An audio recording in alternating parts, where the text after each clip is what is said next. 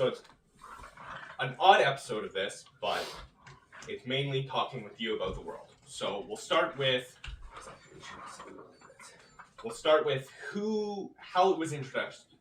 This D&D story was introduced, and like how it started, the backstory of it. Okay, so the backstory of the story was initially, I just want to get Jaden into D&D. That was the entire creation of this campaign. I was honestly going to stop you basically. This was only supposed to run till about the mummy encounter. Wasn't that only like a few months in? Yeah. It was only supposed to be a short campaign, so he could get his bearings, and then we were going to have a full campaign. But by that point, so many people were talking about that we were doing this and stuff like that, and people just kept going, "Yo, can we join?" Including you, and that's why you joined around that time. And that's when I went, actually, I can do some stuff with it, and that's why I introduced the rings at the end of the mummy encounter, because that's where it was going to end, and I went, yeah, we'll expand the story from there. Because originally it was Jaden, Jem, Aaron, and Darren? Adam. No, Adam. Adam joined after me. So no, it was just those three. Was it just those three at first? Yep. And now. Oh no, Darren. Because it was Darren Bo. and it was Darren and Jem who had started the campaign. Then they ended up meeting Aaron and Jaden, who Jaden's goal was to go with Aaron's character to end up basically kidnapping Jem's character so that she can be taken back to the Feywild to a royal lineage. And now how many players are in this campaign? Active or non-active? Active. 6. 7. 7, Ellie, yes. Ellie. Which, that's another person we've now gotten to D&D yes, because of this campaign. game. Ellie is now introduced to D&D. So it was introduced first. It was Bo, Bo and Yashana were first introduced because Yashana was actually Yashana being Jem's character, Bo being Darren's character. Yashana was actually, she ran away from her royal responsibilities, and she ended up making it up into a forest where basically there was a monk temple that was helping house her and making sure she was fed, being monks. And it turns out that that's where actually Bo was training him from. They became very close friends, and Bo to this day is one of the few characters and people that Yashana actually likes wholeheartedly. And then it was Yashana and Aaron's character. Do you remember Aaron's character's name? I dropped it again. This was her sister Sora, I believe it was. Sora? I think that sounds... It was Sora. It does sound right. But Urizen and Sora were next. Because Urizen's goal was to bring Yashana back to her family with Sora, because Sora was Yashana's sister. We still have to get into the brother family line arc as well. Mm-hmm. That's coming, don't worry. Oh, great. Who was next introduced after that? Was that me? It was you next. Then after that was Bigonda and Ezendil. And then that was our main core for a very long time. Then Bo had to leave, but Bo is still part of the story because he's always has been. To be honest, Bo made the Teenage Mutant Ninja Turtles in the City of Fuck. Yep. The City of Fuck is a whole ordeal. You know that the name of that city was supposed to start with a C? The City of Fuck came from us because you went, oh, what's this city's name? Because I had written the city name down, and I was flipping through my notes, and I couldn't find the thing. I'm like, fuck, what's the city's name? And I think it was you who went, oh, it's the City of Fuck? Well, it is now, yeah, fucker, and it's Fouquet. It's the City of Fuck. The City of Fuck, eh? Well, that's what the name is now. It was like a 3-syllable word. It was gonna like a... I had meaning behind that name. It was such an intellectual name. And I was like, oh, City of Fuck. And you went, haha. Now it is fucker because you made fun of it. The worst part is, cannot find it in my notes. I still can't find it in my notes. So I can't even tell you what the actual name was going to be. That's gonna be funny when the last final session of this comes when you go, I remember the name. I remember the name of the city. After the 6th Corps, who was introduced, because that was just before Salamander City, or that was in Salamander City that basically everyone got introduced, because that's when the main plot of the story actually started. And how many years have we been in the campaign before the main plot took place? Only about 6 months before the Oh, initial really? point. Yeah, because the stealing of the first sword was the beginning of and your whips, your European wrestling. Do you want to explain? Technically, I shouldn't have let you get away with that. Do you want to explain the European wrestling? This was the beginning of your guys' adventure. You guys did not have very much money. You had only found very few things, including a magic item, which to this day is the most broken magic item I have ever given someone. And it's unbelievable. Anyways, and you went, hey, I want to upgrade my whips. And I went, okay, to upgrade them in this way. And I gave you like 3 options, the cheap option, the okay option, the expensive option. You're like, I want the expensive option. And then when you got asked how you were going to pay for it, you decided, the lady who's asking me this is a chick, right? I'm like, yeah. So you started to flirt with her, and then decided to go and smash her while her husband was currently upgrading your whips in the workshop below, and your friends were stealing 2 swords from said blacksmith meant for the ruler of the land. Fucking shit show. Do you want to talk to them about what happened when you guys went back? How's that blacksmith doing? He's seen better days. he's a cyborg almost, kind of like now. 2 cyborg limbs, 3 if you consider one of his eyes. His wife's dead. I found that out the hard way. When I asked how his wife's doing, and he went dead, and I went, oh, okay. And she was dead because she was tortured to try and get the information of who he sold the swords to. To be fair, he didn't sell it to anybody. We just stole it. Oops. That's a big whoops. Maybe. Let's also talk about how you guys also poisoned the entire water system of that town for 3 months. No, Esendel did. You're not incorrect. Esendel. And that was all Esendel and his wild magic. That was not us. We had nothing to do with that. He's part of your group, so you had something No, to do with our that. group had nothing to do with that. We didn't know that would happen. I mean, at this point, it was the first session that he had joined, so... Yeah, he wasn't even part of our group at that point. He was just somebody that fought alongside us. Because he was like, we have common enemies. And then he poisoned the water supply. And our potions. Yep. Because I think Jaden still has one of those poisons. One of the poison potions still. He does, because he hasn't used it yet. I can't believe he holds on to a lot of stuff. Oh, he still has the Cape of Bees. Yeah, I know. That was the second or third magic item I had given you guys. His Cape Bees, and he uses everything very creatively. Ball bearings, I've never seen used in D&D up until recently with the ball bearing. I've seen them being used for basically the same effect. I just forgot about the fact that they were running up a staircase in a tower that was 5 stories tall. They weren't running anymore. You're right. They were falling. You're right.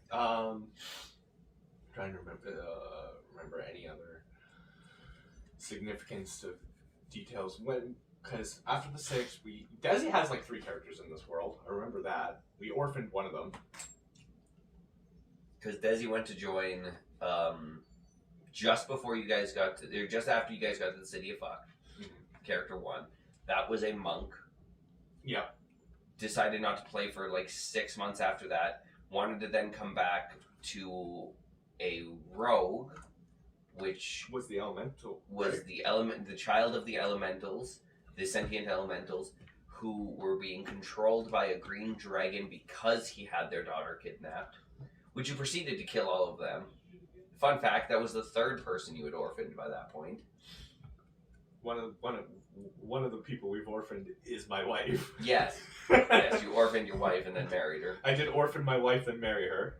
I think she also was going to have a centaur character that I built for her. Can't remember what class that was. I don't even think she played that centaur character. No, I think we made the sheet and then wasn't able to show up and just didn't show up. Then we lost the sheet. Yeah. And then this character, Annabella, which I'm getting her back for all of the characters I had to make. You are beating the fuck out of Annabella. Every chance you get, Annabella gets hit. It's like payback. No, but see, it's not even. It's not just hitting her in combat. I'm hitting her emotionally. Oh yeah. Well, every session you have her cry. It's not a hard task to do, but every session you have her cry. Oh, I can't wait till the Dracula fight. That's scary. And then so you want to do a little character building of the explain the characters and everything of the what they are. Yeah. So we'll start with Yushana. She is a high elf druid. She is a princess of one of the stronger families in the Feywild. There are 4 main factions in the Feywild. Well, were 4. Her running away caused one of them to go extinct, which is all fun and dandy. Great. She is the firstborn princess of the Blackwaters, and her name holds weight across multiple realms because of how influential her parents are. And her being a daughter of them, she's used that. And I've made her regret abusing that as well. She's also our sugar mommy. She has all our fucking money. Yeah, but let's be real. The rest of you would spend that shit the moment you got your fingers on it. Yeah. Spend it on whips, probably. Yeah. Then you had Bo, who would have been the next character. He was actually abandoned at the monastery as an infant, raised at the monastery, and basically wanted to go adventuring as he grew stronger at the monastery. That was until certain situations happened where he was actually forced out of his monastery because of the fact that Yushana and him were being hunted. He didn't know he was being hunted. He just thought it was Yushana because that's all his monastery told him, but both of them were being hunted. Urizen is a long-lost prince of the Soccer Blossoms family, another high elven family in one of the other 3 main names in the Feywild. Them losing their son because he was kidnapped out of his bassinet. Fun fact, it was time travel, so shenanigans. He kidnapped himself out of his bassinet. What? Remember that whole Celebi situation we did? The Celebi, yeah. Yeah. When he went back in time. So as a fun fact about Celebi the Pokemon, Celebi is an infamous for causing time loops in your own life. So the time loop that was caused is Urizen goes back in time, figures out that he is going to be assassinated basically the day of his birth to stop that family from getting strength. So he switches it he basically puts himself into the Assassin's program that gives him the training to then come back and live his life up until the point so he can do it again. Huh. I didn't know that. Most of you have a situation like that. Hulk has one too, but Hulk didn't want to touch Celebi. Huh. Interesting. Is he the only one that touched Celebi? He did. Annabella did. Yushana did not. Q did. Mr. Q did. And I think Duran did. No, Duran didn't. Because 3 of you did, 3 of you didn't. And whether you did or not, it does happen. Yeah, I figured. Okay, and then Aaron's character's not active. They're not active anymore. Aaron had 3 characters as well. Did Aaron's character, was the second-born priest, or 2 characters, sorry. second born princess of the, or technically third born because the brother was second born. Third born princess who basically is head of the guard. Her basically failing the situation with bringing Yashana back ended up having her come back and be basically put into just becoming a general and high noble status, basically. Then you had your character who was looking to be a priest of a long forgotten god. Only places that there was a temple of him is in the far north of the side of the island you were on. You were in the southernmost point. In a desert. In a desert looking for an artifact of him, which they all made fun of you for, until you were correct. Until I found it. Yep. Yeah! And that's basically when I went, yeah, we can continue with that campaign. You know what? I think this campaign can continue. Yep.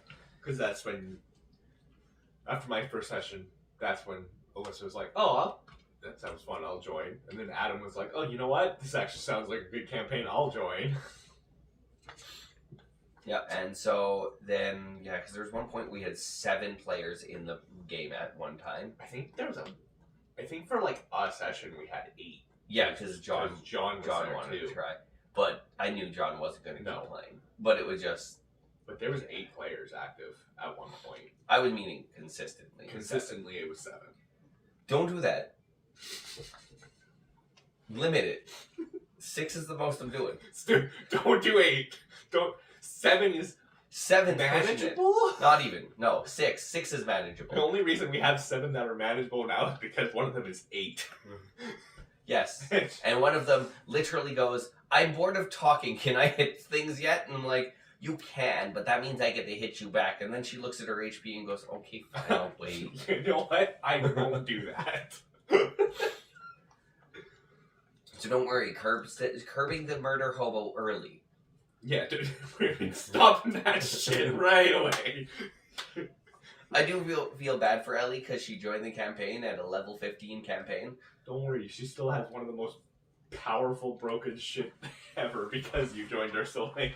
You have an angel as a pet, which is your daughter. Jaden has a Draco Lich Hydra. Draconic Lineage Hydra. And Mr. Q has a fucking dragon. You have 3 mythical pets. That is you. That was on you. No, that was the luck of the dice, because everyone had a choice. Luck of the...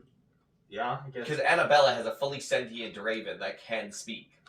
And yet hers, I think, is still the coolest one. We have mythical creatures, and I still think her raven's the coolest. No, I have to disagree. Because you openly said the dragon was the coolest when Brigitte ended up flying into battle with it. You know what? Brigitte made the dragon cool. Yeah. But out of all of it, the raven is second coolest. Second coolest because there's still the emotional support fluffy Highland cow. Yes, which is Duran's. Yes. We thought Duran got screwed in that deal. They definitely didn't. That cow is coming. Have that cow down here, or is it upstairs? Ow, that was my head. I think it's upstairs in their room. But no, they literally have a plush for it as well. So whenever someone's having a rough time, we toss Bubba to them. Bubba, the emotional support cow. So I have a question for you. Yes. What is one of your favorite and yet moments you wish happened? Like a favorite moment, and then a moment you wish would have happened. Okay, so I'm going to say the moment I wish happened, because you keep bringing this up. I wish we did the prison. That's my moment! But it does sound cool. I tried to get you that shit twice! You tried to do it for us twice, and both times we're like, fuck your plan. Not doing it. Then burn down a quarter of the forest the first time. Because one of y'all's tripped. Your wife tripped. Nobody noticed except Yashana. Like 2 rounds later, turns into an eagle, flies back, helps them, and then fucking they go, got it. Do we have to create a distraction? light a giant wall of fire. And then the second time was when we're working at the camp. I really wish we would have went through with working at the camp, because that could have been fun. Yeah, that was his Yeah, that's fault. Ozzy's fault. That would have been technically around the third time I was trying to do it. That was the encounter I wish played out more. I really wanted to do that encounter. I know. The working. And it was hilarious because Duran's like, okay, swing the pickaxe. Annabelle, yeah, swing the pickaxe. Q swing the pickaxe. I don't know what work is. You're wanting me to do manual labor? Fuck that shit! Revolution! He didn't even wait. He's like, manual labor. Fuck that. Revolution. Fucking prissy bitch. But yeah, no, that was the third time I tried to get you into it. Because the first time was when you guys got captured by Isaac's guard and you guys broke out of the giant machine, the transport machine. The second time is in the docks. Oh, yeah. The terrorist attack. Yeah, the terrorist And attack. then I was literally even trying to push you towards going to investigate the terrorist attacks, which would have got you tossed in jail because of the fact you were at the scene after going, oh yeah, we had nothing to do with them, but now you're going to these terrorist attacks. And then the labor camp. And then the labor camp. That's the one I'm most bummed about. My favorite moment, there's so many, but probably orphaning my wife. The whole ordeal that we still make the joke of Holg is a cradle robber. Quite literally. Okay, just because your wife, 4 years ago in game, was 8 years old, but she's now 24. Listen, she's 24 now. It's fine. It's time fine. magic. It's fine. I think fucking Pip has a meme that they made. I'll flash it up on the screen. It's right here. The scroll of truth, and he opens it. It's like, technically, Elise is still a child, and it's. Yeah. That's my favorite thing. Well, technically yes, but also technically no, because she was in a pocket dimension that had time sped up on it by 10 years, making her 18. So she did go through all of the proper growth cycles in a normal amount of time to that dimension, but it was just outside of that dimension, legitimately We 6 saw her months when had she was passed. 8. We saw her like 6 months later, and she was 18. So we're like, what the fuck? Magnus went, and I remember because you're just like, what did you do? And Magnus immediately stopped after noticing you guys were there, walked up to Ezendil, and threatened to kill him if he ever casts magic on his domain again. Yeah. I remember that. The trials were really good. I definitely don't regret the trials at all. Square hole and Oh, definitely don't get made fun of that still. listen, I literally put you inside of a child's toy. Yeah, and it's because you knew it would be a puzzle. I literally picked up the book, and when you're trying to stick it in a hole, a rectangular hole, and it seems like it's too tall on the top and bottom. I'll rotate it. Rotate it. All you had to do is this. Yeah, I did rotate it, in fairness. I turned it This way. that way. Because I asked you, how much do you want to rotate it? You said 180 degrees. I think the part that angers me the most is Ozzy being in my room, messaging you and just like, does he just have to rotate it? And you're like, yes. He didn't message me. Adam messaged me, who was sitting beside you. Yashana messaged me, who was sitting beside you. Who else was there at the time? Darren wasn't here at that time. That was Alyssa. Alyssa had also asked if you just needed to rotate it into the correct orientation. And Ozzy, who was in the other room, opened up the door, looked at me and went, "Hey Alex." And I'm like, "What's up? Can I ask you if I know how to solve this?" And I was like, "Sure." Whispers in my ear. I'm like, "Yeah." And then I pulled up the image. He's literally in one of these. He's a dumbass, and closes the door to go back. You put me in that puzzle because you knew it was an actual puzzle for me. No. I just To be honest, the star was never supposed to be a thing. Oh, cool. The star wasn't going to be a thing, but the reason I had the star a thing is because when you picked it up, it seems like the points are off. I'll rotate it so the points match. Okay, let's go back to the rectangle. God, I'm stupid. And it still took How you 30 long was minutes. that session? You in that room took 2.5 hours. Oh my god. That's why you don't live it down. 2.5 hours of wasting time. Me. Oh, it was fucking... I didn't know how else to describe turn it 90 degrees without just giving you the answer. Didn't you just end up doing that? No, you ended up getting it.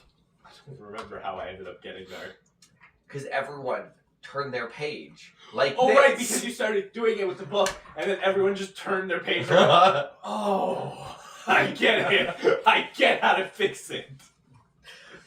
What a fucking idiot. That was for sure. That was a great moment. What about you? What is your favorite moment or something that you wish happened besides the prison break? Because I know the prison break you wish happened. You've been trying to put it in the works 3 times, as you said. And so my favorite moment, it's tied for 3. First would be the oasis that you created that is now having a village settle in it. It is that lush of a location. That was the Hydra encounter, right? That was the first Hydra, or no, that was the first Hydra encounter that you then proceeded to turn your wrist into a drill and stick it into a shark's skull. Because as in made the oasis, and that encounter was fun. You drilling the shark's skull ended up actually spreading the magic of the wild magic along the land, which allowed it to become as lush as it is. Oh, cool. So that's actually, that's cool. That's very cool. And see, these are the little things that, like, when I say everything is looked after, everything's looked at. I think of every solution, and everywhere you guys have passed and touched has been affected. Everything. Like I can tell you ask me an area, I can tell you what happened. I mean, not City of Fuck, that first The swamp was on the verge of going out of business. You guys staying there as much as it did, and especially being the party of the orphan makers and going there constantly, ended up making that place actually become viable. We did know that one, because when we first came in, it was kind of run down and shit, and then every time that we came back, it was more and more lively. So I do know that one. To be honest, you guys are technically the reason Donkey met Dragon. Yeah, we are. Once again, Ezendel's the reason Donkey met Dragon. No. Ezendel's the reason Donkey fucked Dragon. You're right. They had met them earlier because it was actually a princess who was looking for safe passage with her pet. You're right. Yeah. God, the swamp. The swamp. Swamp, sorry. You can't go swamp because it's too on the nose. 2 on the nose. Even though it's literally an ogre, a donkey, and now a dragon. And then the ogre is married, yes. Yeah. To another ogre. To another organ. Ogre. You're married to a piano. That's how you play. Don't worry, babe, I'll turn you on. That's foreplay you use. God, this organ has a foot fetish. I gotta use its pedals. Use the pedal and put Moonlight Sonata on it. I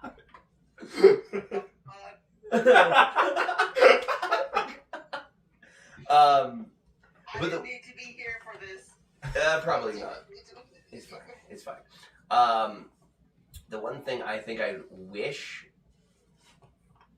I could have done is been more upfront and more descriptive on the journey for you guys becoming deities.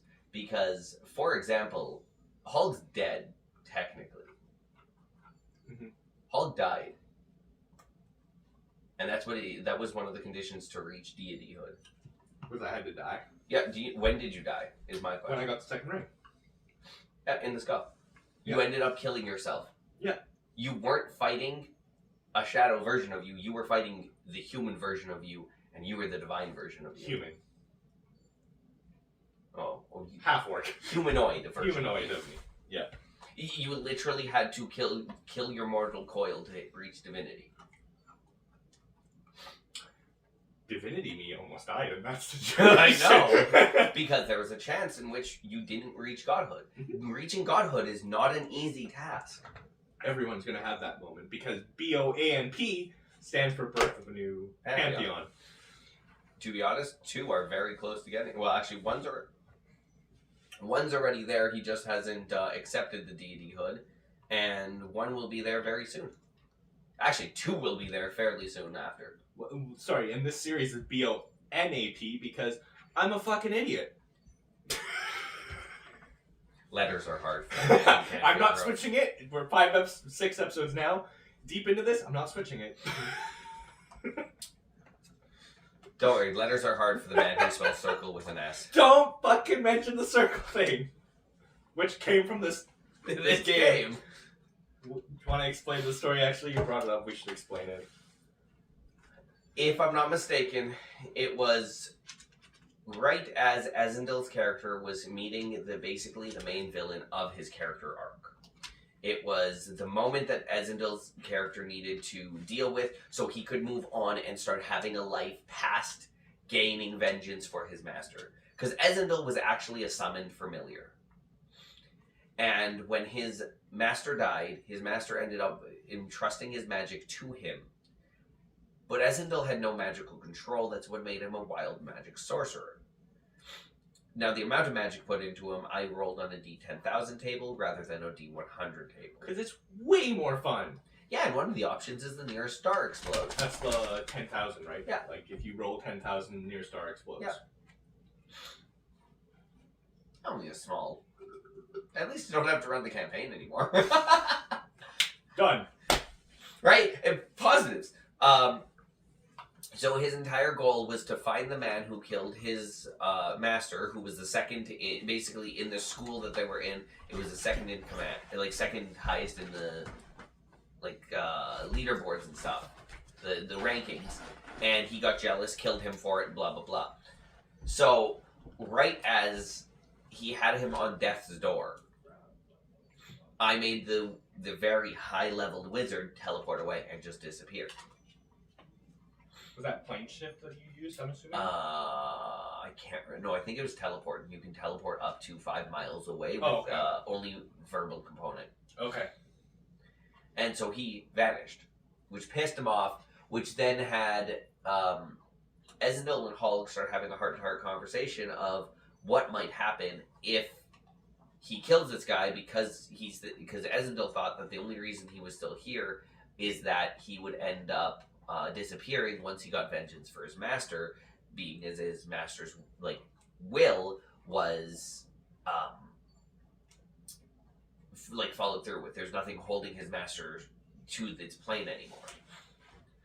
And so while that's happening, I believe Hulk said something along the lines of "Oh, you're stupid" type thing for thinking that way and blah blah blah, and that started an argument in character, which then I'm pretty sure escalated to an argument out of character, and it got to a point where Ezendil's so Adam, who was playing Ezendil, looked at Tristan and went, "You're so fucking stupid. I don't think you can even fucking spell circle." And this motherfucker, he could have sold us all on it, because he stood up with all the confidence in the world, slammed his hand on the table, went S, immediately stopped, spun in a circle, screamed "fuck," and walked out of the house. I was so mad that I fucked it up on the first letter. I'll be honest, you would have kept going. I would not have realized for probably another 5 or so minutes. We say it. If I would have just kept going with that word, it would have been at least 5 minutes before someone went, "Wait a second. No, that was wrong." It was me slamming the table, saying S. You were so confident. You had it. Screaming "fuck" and then walking out. The fuck is when... Oh, shit. Because you were so confident. I was so I had no question. I'm yeah, S is how circle starts. I mean, point where it's... And the best part is I'm sitting at the head of the table, so I'm looking at everyone else's faces, and they're all yep, S is how that starts. And then you went, "fuck," and then I went, "Oh, shit." And then it was the laughter that followed. It's oh, he's just an idiot. It was the intenseness of the argument that made me I wasn't paying attention to anything. Sounding the word out, don't sound the words out sometimes. It doesn't work. I'm the living example that sometimes sounding the words out doesn't work all the time. Circle does not start with an S, even though it should. But it's a C, because it's most of a circle. The rest of the letters finish off the Urkel. Okay. Yeah. That was I love that. There's a lot of moments where we've walked out of the house, just left. Yeah, because actually I remember, because it was just before you had walked out and left, right as the guy teleported away, Adam had first stepped out because he was livid that the guy got away, slammed his head against that side of the house, shook the building, He shook the foundation. came of the back house. in, and then that argument happened. Yeah, he shook the foundation of the house with his head. Yeah, that was a real fun day. I felt so happy as a DM. That was a good DM. Yeah, that was, I bet you, a good DM session. Just like, yeah. Because that's what you want to do as a DM. Traumatize your players, right? Yeah. Who's been your favorite trauma dumped player? See, that's kind of unfair because of the fact that I have a rule when it comes to D&D. It's a very simple rule. Your character starts with trauma, and your DM helps you work through it to become the better person that your character can be. Or your character doesn't start with trauma. I have to give you the trauma and then help you work through it. So that's Annabella then. Annabella decided not to start with trauma. She decided, I want to be a normal person. Fucking no you don't, bitch. I'm gonna ruin that little moment for you. Trying to get fisted. To be honest, we're almost at the peak trauma Before where she's going to have to now work through the trauma. She start working through it. Is she going to... Does she watch these episodes? Sometimes. Okay. So then I'll give you a little tidbit of... For her to reach deityhood, she has to forgive a transgression that she will deem is unacceptable. That her parents, I'm assuming? Or No. Or her sister? No. I have no fucking clue then. Yep. Yo, let's just leave that in the back of your mind, and I I can almost guarantee you will know the moment that it is. Okay. I have that to look forward to now. Yep. I'm trying to think if there's any other main things we have to... The other two favorite moments, Oh, yeah. I described the one. The second favorite moment is the chrysalis. When Ezendil ended up making it where he could start sprouting butterfly wings, and I made him be a chrysalis for fucking two weeks of travels, which was, I think, 2 in-game sessions, where he was stuck in a chrysalis and couldn't do anything. I remember. But that gave him a hover speed. Yeah, I remember that. He's now a pretty butterfly. Which really helped with his intimidation rolls. Because it was a monarch to butterfly, and they were beautiful wings. Yeah. And then my third favorite thing would be what is to come. Like I have a very specific moment that's going to be coming up very shortly. That I'm really looking forward to. What's been your favorite boss encounter of this whole? Because I have one of my favorites is the one-on-one with Father Gaston that you did with your Risen.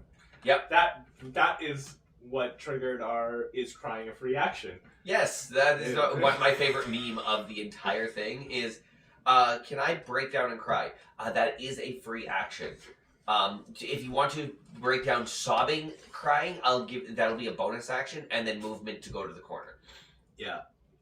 That Father Gascoigne boss fight, that 1v1, was so fucking cool. I think the best part is I put up barrier runes on the floor that once the first person passed it, which almost was you, by the way. I'm glad I didn't. Yes.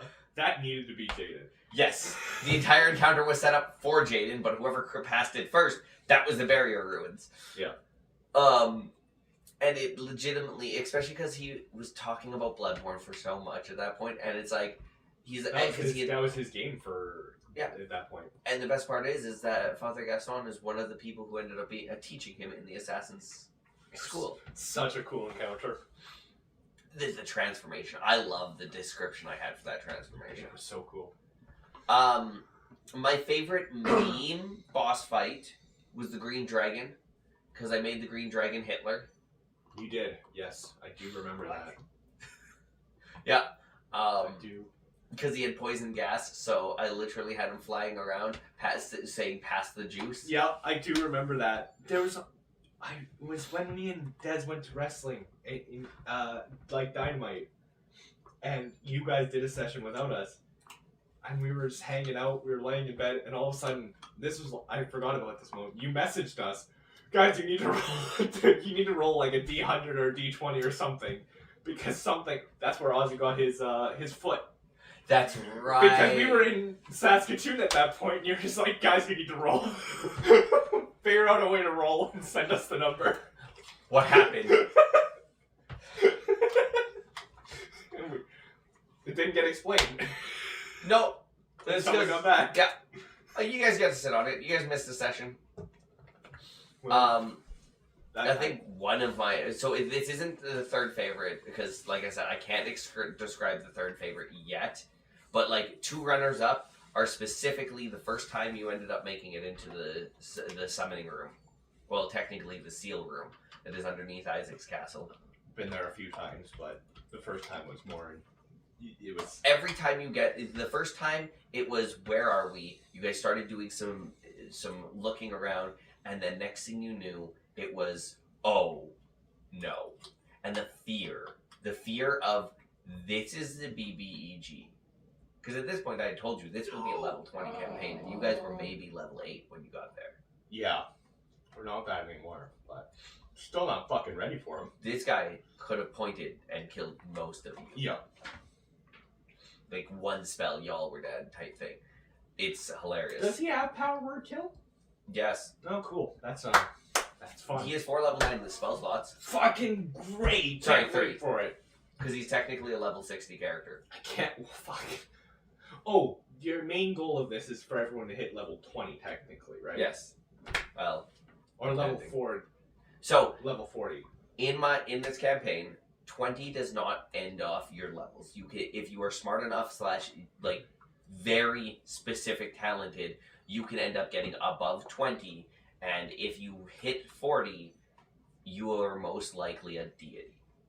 Because that's like... Or you have powers equivalent to gods. Because that's like your multi-class stuff. Like, yes. For example, Ozzy, he's a bard and an artificer. Yes. And I'm a barbarian and a fighter. Yep. That's the only two that I know are multi-classing right now. It's just me and Ozzy. Paladin, Cleric. Oh, Duran. Did they multi-class right Yeah. now? Okay, so they're a paladin and a cleric. Okay. That's why they were freaking out when they stabbed their wife, because technically their oath is to their wife. Oh, okay. So they almost went from a level 1 paladin to a level 1 paladin oath breaker. Listen, is that a bad thing? Yes. Yeah, it is. Because that's the same path that Madonna went down. Oh, yeah, that is a bad thing. Do you know what everyone's multi-classing into, or have an idea of what they want to? Sure. Yeah. Should be sorcerer. Yashana's going to be a sorcerer and a Multi-class sorcerer. Okay. Annabella is Urizen's the only one that I'm questioning. But at the same time, I feel like it's going to be a magic class. He's the only one that doesn't have magic. Yeah. And it's fucking hilarious because he keeps sitting there going, and I wish I had magic. He did it last session. He was like, God. Because Q kept doing fucking Misty Step in the race, and it's like, man, I wish I had fucking magic. Yeah, that was fucking hilarious. What a session. Alright. Also, fuck them for last session in the map. Oh my god, I almost lost my voice. You did lose your voice. The map made you lose your voice. I have to go to a point in my voice that I use the same part of my voice that I use for screaming. So, for perspective, like I said, his rings are the strongest magic item I have given out ever. The second strongest magic item is a map that will lead you to whatever you want. When I say whatever you want, you could say, I want 20s in all stats. Sure, it'll give you a 3-step program that as you reach each goal, it'll end up coming out to remind you of your 3-step program. And the only thing is every time you get close to reaching or you reach one of the objectives or you ask for it, you have to listen to the Dora theme song of the map, and then I speak in the voice of the map the entire time we're having the conversation, including when I threaten you. It's the most infuriating thing. Once again, Pip made a meme of everyone, because Annabella's super into it, Desi's super into it. And Annabella's the only one who has recognized the pattern that if you just say the locations 3 times very quickly, he moves on. Because that's the entire point of the map, is he repeats everything in 3s. We've all started. Pip last session, he would say it and they would go, yeah, do this, do this, do this. But I think that was mainly because it was 4 times in a row you had to hit the map, come out, because, It was 9 times. Was it 9 times? 9 times in the span of 2 hours. And he does it in such an off-key way. It's terrible. It's great. It's great. And see, it's a cursed magic item. It's super powerful, but you have to deal with this every single time. And I'm not talking about, and then the map talks to you like this. I'm talking about, I talk like this for 20 plus minutes every single time. And this isn't even the right voice. No. And even if your character's not there, they still hear it because they've been cursed by the... Yeah, if you've been cursed by this map, if someone else is using the map and you're still alive, by the way, if that map ever goes back into a mortal's hands, even though you guys are deities, you will still hear it. Cool. And because your guys' souls are now being passed down through generations, they will also hear it. Yes! We're cursing entire generations! Yes! That makes me happy. You guys have like quintupled the amount of fucking. Well, you ran through the stat with the map last session. How many people were cursed before we got it? Jaden wrote it down. I think it was like 40 It was something. single digits. It was like it was just barely. It was like 20 something, 20 to 40, somewhere in that range. I'm pretty sure. And you guys have it up to above 200. Yeah, we have cursed so many people with that map because we just don't care and we open it in front of people. Yep. Because yet none of y'all have looked at it to see if it's a cursed item yet. There's a whole village that knows how they're going to die. Yeah. Because of us. And they don't know when it's going to happen. So that whole village is paranoid because of us. They've also had a platoon. You've also have a platoon of warriors who were told how they're going to die. How they're going to die. In a 3-step program. Yeah. One of them was you're going to have breakfast, sharpen your weapons, and go to battle. That could be today. That could be tomorrow. I don't know when this is going to happen. I don't want to do anything anymore. I got locked now. The gods are telling me I should stop being a warrior. Fun fact, if you ask about something in the future, one of the parts of it being cursed is it happens. Cool. Thanks. That way. So, for example, if you went, I'll just never eat breakfast again. The first time you eat breakfast, it happens, basically. Or like, I'll try and kill myself. Someone bumped your arm out of the way where you weren't able to cut your own throat type thing. Huh. Damn. So you can't even try and take the easy way out. I was about to say, what happens if you just not do it? You just become like, you just live in your house and you're just like, I'm not fucking doing anything. There's always ways around it. The best way I can put it, look at the scary movies. The second scary movie. She survived until the second scary movie. And then exactly how it was told, she had the vision of her dying, is exactly what happened. Yeah, I guess so. Oh, I love D&D. How long has this campaign been going? 7 years. I think we're actually coming up on 8. But we did take probably about a 2-year break over the span of time, because I know there was a chunk where we took about 6 or 7 months off because Jaden was having those medical issues. On top of the final boss being scheduling of any D&D session. Yeah, scheduling sucks. Your missus constantly going to go see family. You do it too. Yeah, the difference is in my dying.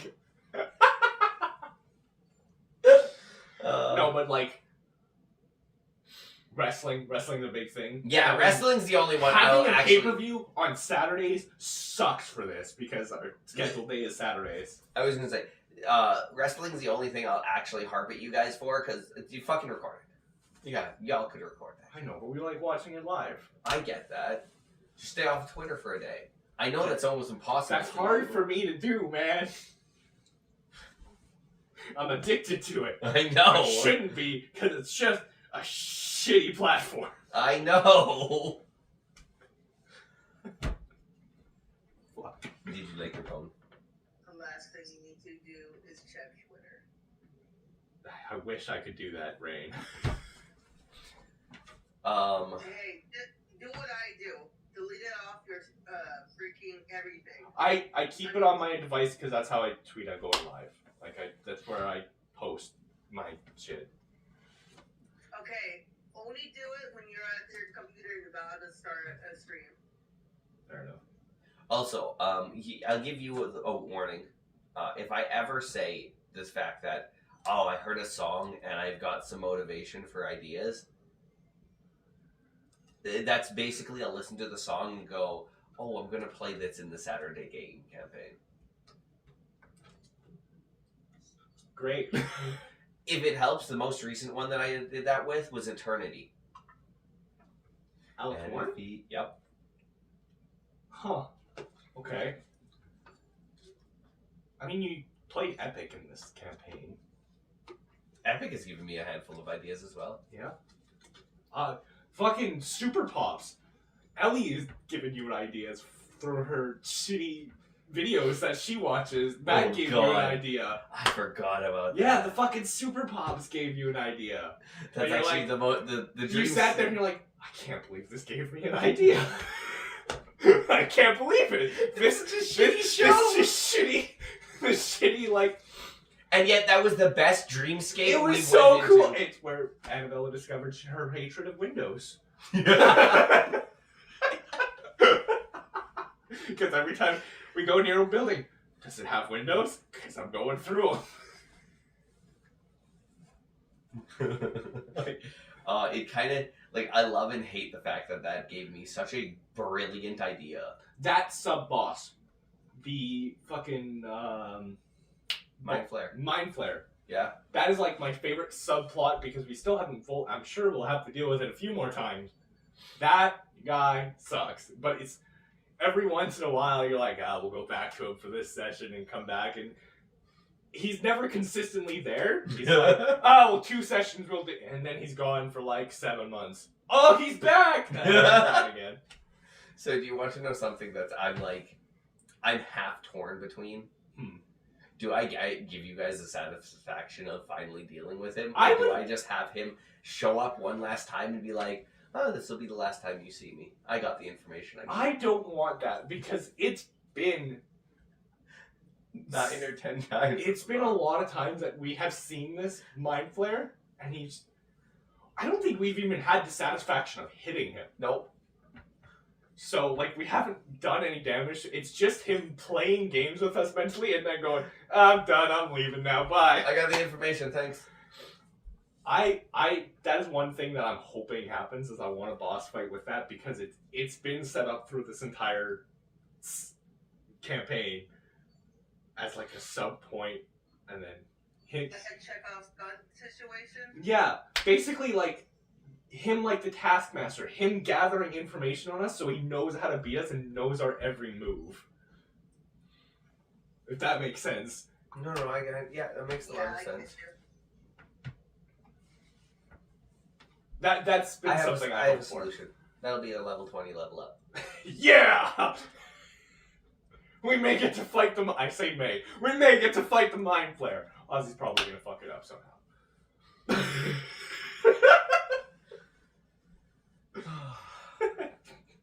Yeah. No, it's not Ozzy. Annabella. It's Annabella is just, he sees that Mind Flare and immediately goes bloodthirsty. She does. I don't know why she hates him so much. He only interrupted their wedding.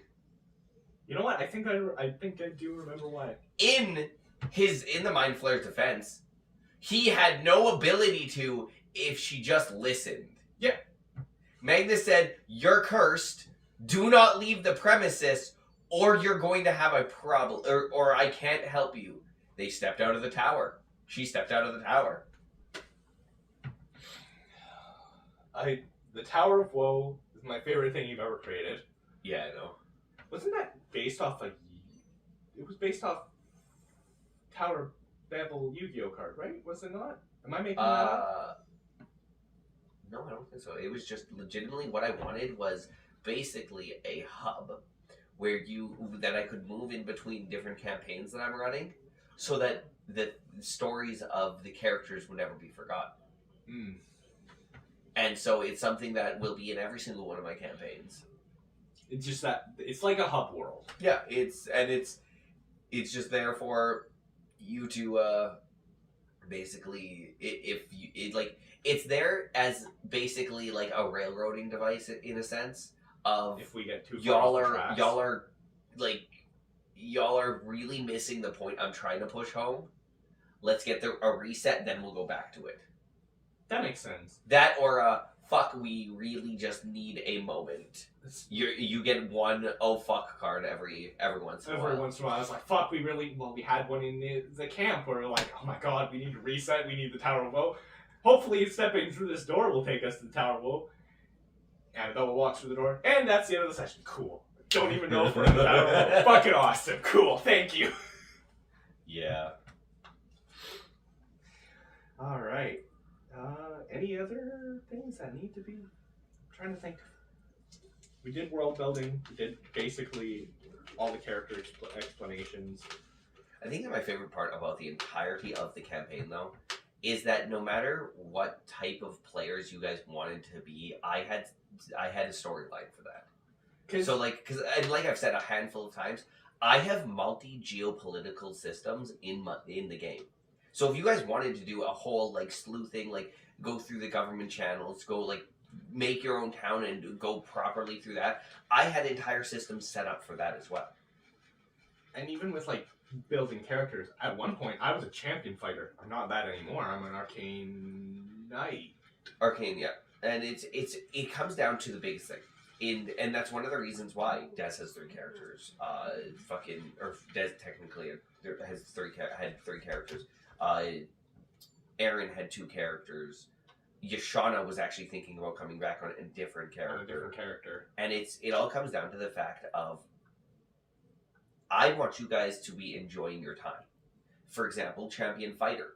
By the time we were at, I think it was level 7, I think you were at. I think it was level 6 actually. That 6. I'm not enjoying champion fighter. Because up to level 6, you had not once used one ability from champion fighter.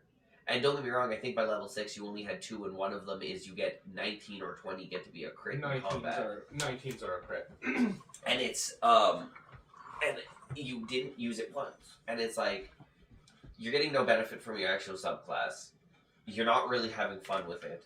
Now it's, could I change subclasses?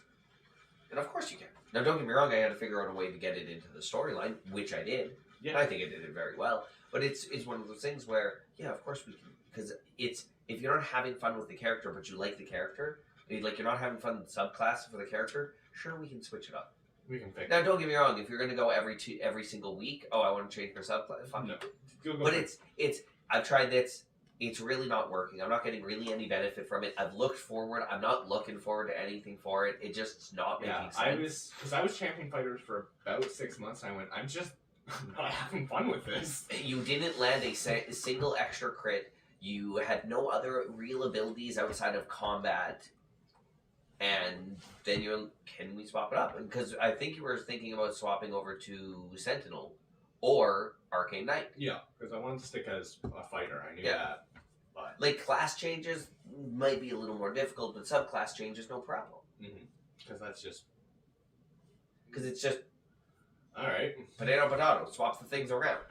You have to do most of the work anyway. You have to switch all the paper, so if you want to switch it, go for it. Yeah, and it's like I said, it's not going to happen every single week, but since you've swapped, you have come up with a lot of really unique things to do with your magic. You're actually using your subclass, properly. It's more fun using Arcane Knight than Champion, which is a basic like start. I think the reason I wasn't having fun is Champion is like it's like a gateway into D&D. That's what you do to start. It is Kind the of, easiest one. And even then, I wouldn't even say go Champion. If you want to go with the easiest one, Arcane Archer. There are like Archer's 3 arrows you get at level 3 that you can just grab 3 of the best arrows, or like 1 of the utility arrows and 2 of the good, like really strong arrows, and it still gives you the ability to be a fighter. If you want to be ranged, you can be ranged. If you don't, you don't. Right? And I think that's why I didn't have fun with Champion, is just because it was what, your second campaign? Your first campaign was when, and weren't you also a champion When fighter? was as a champion fighter? And even then, I think it was way more on the lines that the reason why it didn't seem as bad before is you weren't the primary damage dealer. Mm-hmm. Where now in this campaign, you're the I primary was damage one, dealer. and I'm like, oh my god, I'm not doing anything. It was you or the rogue, and you basically, you also had some really fucked rolls. I did. You and the rogue both have 4 nat ones. That's still my favorite fight. How many nat ones in a row? It was 7, because it was 3 on your habits. Yeah, 3 on my end, 4 on his end, and then it was a total of 11 misses in combat until someone stepped in and be like, oh, don't worry, I can kill him for you. And the guy went, fuck you, attacked his buddy, crit him, and then when I think it was you, walked up and he went, I'll do the same thing to you, fuck off. Alright, you got it. I'll let you be. Yeah, that encounter, because we dealt with everybody, and then we just kind of looked over and Urizen was sword fighting this guy, and we're like, we can't step in. So we just wait. What are you guys doing on your turn? Sitting and waiting. I'm not stepping in there. He will stab me if I step over Holding there. our action. Holding Just our in action case. if he goes down, because we're going to drag his ass out of there. So if the Knoll would have won, would you have let the Knoll leave? Yeah, he deserved it at that point. Okay. He deserved it at that point. We would have let him. Or at least I would. I don't know if anybody else. Leave, we're going to patch up our buddy. Good fight. Way to go. Out of me, champ. And like that was the fight I kind of realized that your characters, and this is a big DM advice that I heard online about a year or 2 ago now, but like I've been applying this for about 5 years. Is that if your character misses, sure, every once in a while it's you short swung the sword, especially near the beginning of the adventure. You know, you're just getting into your bones. But like at this point, if my characters miss, it's literally you came down with a noticeable strike as he parries your weapon away. Because now you're at a point at which we shouldn't be missing. It's not even just that; it's the fact that you're comfortable with the weapons you use. You are very comfortable with who you are as a character. Your character just dropping their weapon doesn't make sense anymore. No. Right? And so it actually is disingenuous to your character to say something like that. Mm-hmm. Right? So now if you notice, a lot of times when you miss, it's they sidestep you. They get out of the way. Or they came up with a slash that ended up hitting you that made you end up under or overcorrecting your swing. Well, right? It's the same way you do with combat with kills, and like when we don't give him what we want to do, we kind of give him up interpretation. We give him the roles that we do, and at the end of the combat round, he goes through that combat round and explains everything. So he'll do like your tag maneuvers that we do on the same person if we're attacking the same person. He goes through all of that at the end of the combat round. Then we go back to the start. And and I wouldn't say for kills, because for kills, I'll ask, is there something you want to do? Yeah. And then I'll explain how I work that into the whole combat maneuver. But that's actually something that I do like about how I DM is I basically give Avengers moments where if you guys are attacking the same creature, you guys are literally taking turns. Why wouldn't we team up attacking if with we're each attacking? other? Yeah. It's during a 6 second. Why wouldn't we attack To be honest, together? I learned that specifically from the fact of what was his name? Alan and the Goliath. Brain. Oh my god. You know exactly what Adam's I'm talking character. about. Yes, right? Adam's Goliath. So basically, they were a pair of thieves who had been working together for like 20 years up until this point. And so what I allowed them to do was, because he was a Goliath and she was a short half elf or half gnome, short gnome. I allowed her to step in between his legs because she was a rogue, an assassin rogue, I believe it was, and so she'd be able to step in between his legs, get her sneak attack off, and then disengage out from the fight, where he was a massive Goliath. He was just shy of 10 feet, giant shield, holy sword, paladin, right? So it's very clear you're not looking at the fucking basically barely 3 foot gnome who's coming in and giving you a stab in the fucking thigh, because you're not focusing on that when you have a 10-foot Goliath in front of you. Yeah. So I allowed her to go back and forth like that, and that was actually the premise of how I started building the Avengers. And like, you've had some good ones. I'm trying to think of some good ones, but there's so many. I think one of my favorites was when it was Duran and Annabella fighting together. Yeah. And Annabella ended up swiping the legs with her scythe behind the knees, cutting his knees open, having him drop to the ground, and as he's dropping to the ground, the hammer. Duran comes above and just crushes the skull. That was a good one. There was... I'm trying to think of some... The combination of magic I'm starting to like as well. How having certain magics infect the others as you guys are casting it on the same target to get the kill. Mm-hmm. That's the other thing, is it's much less of who got the final blow, and it's everyone feels like they helped on those final blows. Although, last session, Q finally got his first kill. And he destroyed the soul. Don't mention that part, but he finally got a kill. He got a kill! I'm just saying, here's a kill. He went way up here. He finally got his kill, which is great, but he went a step above. Yeah. Overachiever, right? Created a wraith with it, but that's fine. Don't worry about that. We'll deal with that later. Maybe. Don't stay in the castle too long. Okay, sounds good. I think we're leaving. I think we're leaving. Yeah, I like the combo kills, like that Avengers, because we've been a team for so long. You kind of made us like an actual unit. Mm-hmm.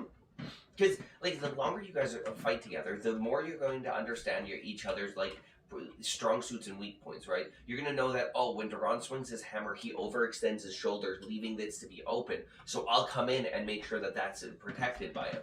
It's the same thing as like, when he brings the great axe down, he leaves his back completely open, so I can use, I can use my scythe to end up keeping weapons off of his back. Because in game we've been together for years.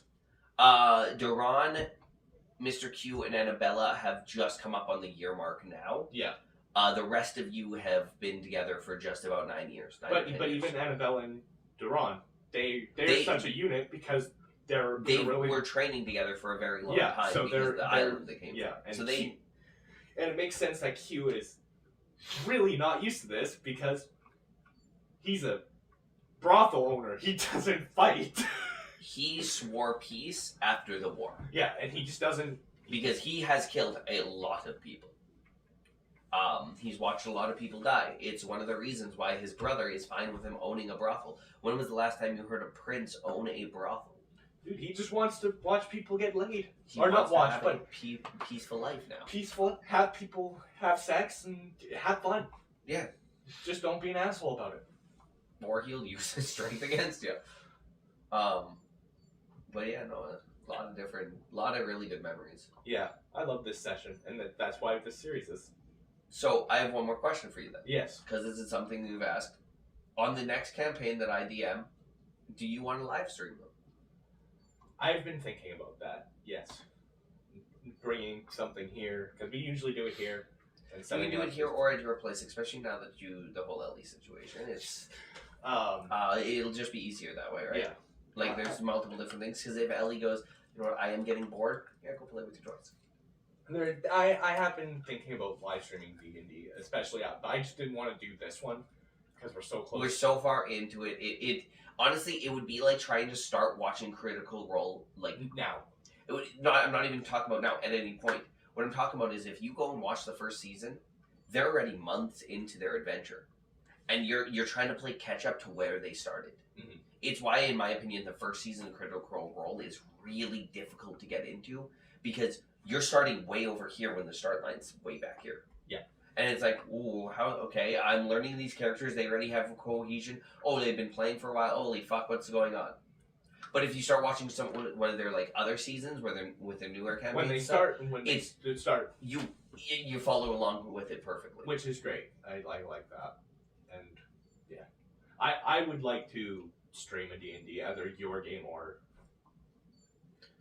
That's the other thing we have to discuss is, do we want to rotate weeks, or do you just want to be the DM for a while? Like, Well, how do you want to I've do it? always wanted to give you a break because you've been DMing basically straight for 9 years. Or 8 years. It's fine. Probably be 9 years by the time we're finished. I will say, if everything goes to plan, it should be like wintertime this year. It could be over easily. Oh, fuck. But like I said earlier, Scheduling. not even just that, it's the fact that the world I built is Lord of the Rings. The people who are playing in it are Monty Python. Yeah. We get off the rails a little bit. I mean, just recently, y'all almost took an entire detour to go make sure that Valhalla Steppe was fine. Yes. I was highly against that. And I mean, if you guys want to, you 100% could. I was so highly against that. I'm like, we've already wasted so much time. Let's not waste more. And you have an entire another castle to go through. Yeah. City and castle. So, I'm like, let's not do this, actually. If they need help, they'll tell us. Then we can go back. But right now, they're fine. They're fine at this moment. Oh, yeah. What a session. I'm excited for it. I don't know if I'm ready for it to be over, though. Yeah. It's That going to last, be that last interesting. session's going to be sad. Abandonment issues. High five. Woo! You okay, bud? You didn't bark, though. I mean, that's good. He snapped around. If we were still touching, he would have. Yeah, I know. Side note, I think that's all the questions I need to do. What is he doing? Scratching his face. He does it very consistently. It's why my legs don't go down off the edge of the couch, because he likes to just up in front. Do it right in your fucking knee. Well, he won't do it if your legs are down. Fair enough. He'll do it along that side Hi, instead. buddy. All right, but I think that's all the questions I had to ask about D&D. Okay. I'll see you tonight for D&D. That's mainly the reason I wanted to do it on Saturday. This one shouldn't be as emotionally draining as last. Shouldn't be. What do you mean? Duran stabbing his Oh, wife it's not gonna. shouldn't be as emotionally He's gonna draining. stab her, just with a different object, possibly. Possibly. We'll see. We'll see if he tries to contact that god yet or not. All right. On that note, see you for episode 6 of the actual series. Oh, I'm looking forward to it.